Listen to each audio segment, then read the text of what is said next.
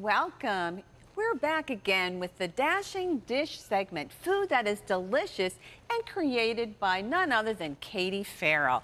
Welcome, Katie. Thank you so much for having me. Oh, we are always so glad to have you here, and we're going to be learning some new tricks of the trade, right, of cooking today. We're going to make things a little bit healthier. Okay, that sounds At Dashing great. Dish, I like to do things really simple, easy, minimal dishes, but more than anything, kind of sneaky healthy. So if you kind of are like, I don't like to eat healthy, I don't like to eat salads and dry chicken breasts, well, you'll love these recipes. Great. So today, since it's fall, we are Yes. going to make some fall-inspired dishes. So pumpkin. Great. Oh, that's Who doesn't like awesome. pumpkin? I like pumpkin, and I like all the multiple uses we can make with pumpkin, so this will be great. And who doesn't love pumpkin pie for the holidays, right? I like pumpkin pie. I like pumpkin pie starting in September. I'm like, I don't even care if it's cold, I'm gonna start to eat it. So here we have some mini pumpkin pies, and how cute are these? These are adorable. So they're great to just kind of pick up even as an appetizer at a party for finger food or dessert. Yes. So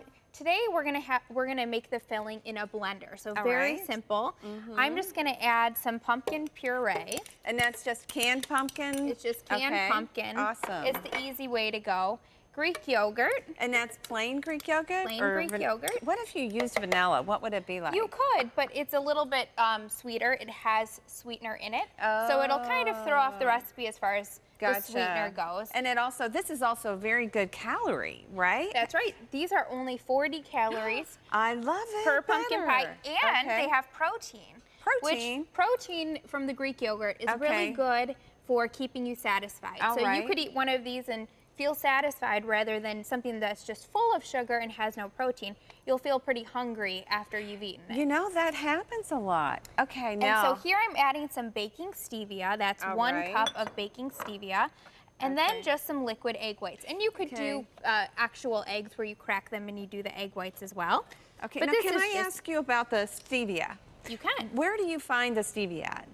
You can get it at any grocery store these days. It's very commonly found right next to sugar. Okay. So, and it's a natural sweetener, so it's better for you than, say, white sugar. Oh, all right. If you're not a huge fan of stevia or an alternative, a better option than just white sugar would be to do a sugar in the raw or a pure form of sugar, so it's not actually bleached, because that's what white sugar is. Oh my goodness. So very processed and not good for you. So if we buy some stevia, and it may not be baking, it might be in the drops or whatever, we can go to your book that you have or your website to find out how to convert it, That's correct? right. Awesome. And then while I'm blending this, I'll have you do the little pie crust. And these are just wonton wrappers. All right. You can get them next to the produce in any grocery store. Okay. You can go ahead and just pop those in there. All right, and I just put them in just like that. Yep, just like that. Pretty easy, and I'll go ahead and blend it. Okay. This is good. There you go. Easy. Oh my gosh, that's all it took to blend? Oh, Quick and simple. I'm slow. I still have several to make. And as you're making those, I'll just tell you, for the topping of this, you could leave them just as they are. You can make them ahead of time, so it's great for parties.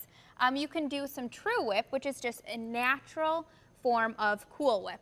Or a whipped topping. And it's much better for you. It's organic, and so you can go ahead and just top those with some whipped topping and serve them to your guests. Oh my gosh, I've never heard of True Whip. Delicious. Okay, so now that I've put these in, what do you do next? So next we'll just fill these up, and that's why I do it in a blender. I mean, how easy is that? Oh my gosh. Where you just kind of fill them up. And you sort of guess how, I mean, you just sort of do like a couple tablespoons, you think? And you just so you can see where it just starts to kind of be filled up almost to the top. So then you would go ahead and fill this whole thing. You would bake them 350 for about 15 minutes. Oh, okay. Quick and simple. And then you add the topping to it as well. I'll just add it to that. So now, though, we have something else that you've tried. We do. We have a pumpkin peanut butter dip. And so this is good as just, say, a weekday snack. Or just for your kids or to have at home. Very simple to make. No baking required. Great. So here we have some more pumpkin puree. All right. Okay. And you can add that to the bowl here. Does it matter how much? You just sort of... we have a half cup there. Okay. Awesome. And then this is peanut flour, and I've used it in a few of my recipes.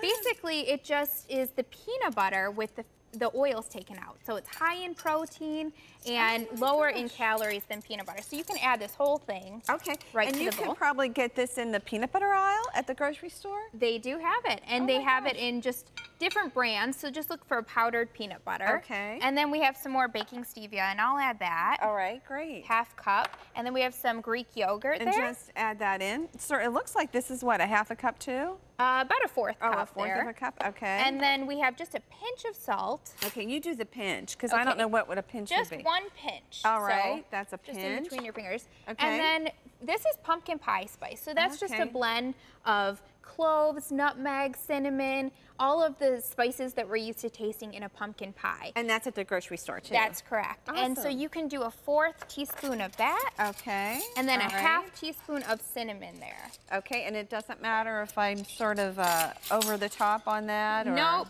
I mean, that's the fun thing about doing something that's kind of a no-bake recipe. You really can't go wrong. You can do it to taste. One thing you told me is, like, if some people are more into organic, they can just go for, what, a step up in when making this, going with different kinds of more pure cinnamon and spices and stuff like that? That's right. I always encourage people, when it comes to eating healthy, to start where you're at. You know, if you are used to eating fast food and, you know, you're baking with sugar and butter and white flour, start where you're at. Maybe do a few swap outs. So take out the sugar and add baking stevia.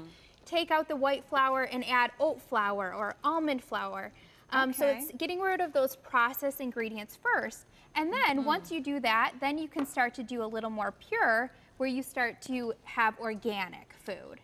So, see, those are just, and they're baby steps to healthy, right? That's right. I wanted to try this. You try that. And so you can add a little bit more Greek yogurt if you like it creamier. So it's kind of one of those recipes that you can adjust to your taste. This is really good. I am so sorry I'm talking with my mouth full, but this is delicious. Y'all will have to try these recipes. Go to ctvn.org to find out how you can get your own copy of this recipe or recipes today. It's Pumpkin Day. So glad you joined us, and thanks, Katie. Thanks for having me. It's been fun.